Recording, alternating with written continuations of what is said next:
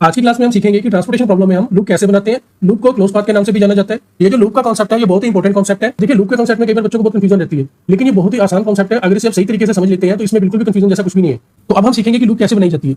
देखिए लूप हम कैसे बनाते हैं। हम लूप बनाना अनऑक्युपाइड सेल से स्टार्ट करते हैं। अनऑक्युपाइड सेल कौन सा होता है? जिस सेल में कोई भी एलोकेशन नहीं होती। तो इसका मतलब ये है कि हमारी जो लूप है या जो मैं कहूं कि हम एक रास्ता बनाएंगे, वो रास्ता कहां से शुरू होगा? वो रास्ता हमेशा एक अनएलोकेटेड सेल से, या उसको अनऑक्युपाइड सेल भी बोलते हैं, अनऑक्युपाइड सेल से स्टार्ट होगा। और ये जो हम रास्ता बनाएंगे, ये रास्ता हमने इस हिसाब से बनाना है कि ये रास्ता हमारा अनऑक्युपाइड सेल से ही शुरू होगा। और ये रास्ता बनाते समय हम किन सेल्स का यूज करेंगे? हम एलोकेटेड सेल्स का यूज करेंगे। मतलब हम अनऑक्युपाइड सेल से चलना शुरू करेंगे और रास्ता बनाएंगे एलोकेटेड सेल्स के ऊपर। एलोकेटेड सेल्स या ऑक्युपाइड सेल्स, ये कौन से सेल्स होते हैं जिनमें हमने एलोकेशन करी होती है। एलोकेटेड सेल्स के ऊपर रास्ता बनाते हुए हमें उसी सेल में वापस आना है। मतलब जिस अनएलोकेटेड सेल से हमने रास्ता बनाना शुरू किया था, हम उसी अनएलोकेटेड सेल में वापस आएंगे। ठीक है। और ये जो रास्ता हम बनाएंगे ना, इस रास्ते में हम वर्टिकल लाइंस और हॉरिजॉन्टल लाइंस का यूज करेंगे। ठीक है। हम कभी भी रास्ता बनाते हुए या लूप बनाते हुए डायगोनल लाइंस का यूज नहीं करेंगे। ठीक है। और जब भी हमें रास्ते में टर्न लेना होगा, लेफ्ट लेना होगा, राइट लेना होगा, ठीक है, तो हम हमेशा जो टर्न लेंगे वो कहां से लेंगे? हमेशा एलोकेटेड सेल से ही टर्न लेंगे। ठीक है। ये बात तो आपको ध्यान रखना है।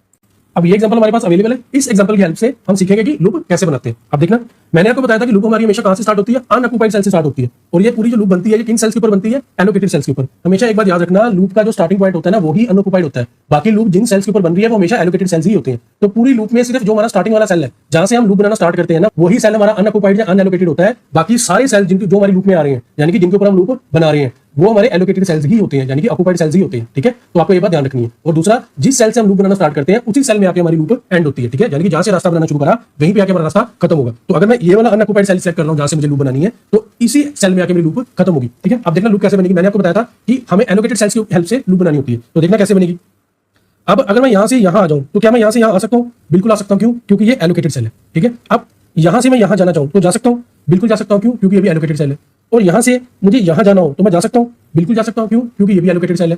और यहां से यहां मैं वापस आ गया जहां से मैंने लूप बनाना स्टार्ट करा था। तो देखना ऐसे करके हमने एक रास्ता बना दिया। क्या रास्ता बना दिया? यहां से हम यहां गए, ठीक है, यहां से हम यहां गए, फिर यहां से हम यहां गए, और जहां से हमने स्टार्ट करा था वहीं पे हम वापस आ गए। तो ये हमारा रास्ता बन गया। तो ये जो हम रास्ता बना रहे हैं इसी को हम क्लोज पाथ कहते हैं और इसी को हम लूप कहते हैं। ठीक है ना। अब देखना, ये जो हमने रास्ता बनाया इसमें हमने हर जगह पे एलोकेटेड सेल्स को ही यूज किया है जिनके ऊपर हमारा रास्ता बनता है।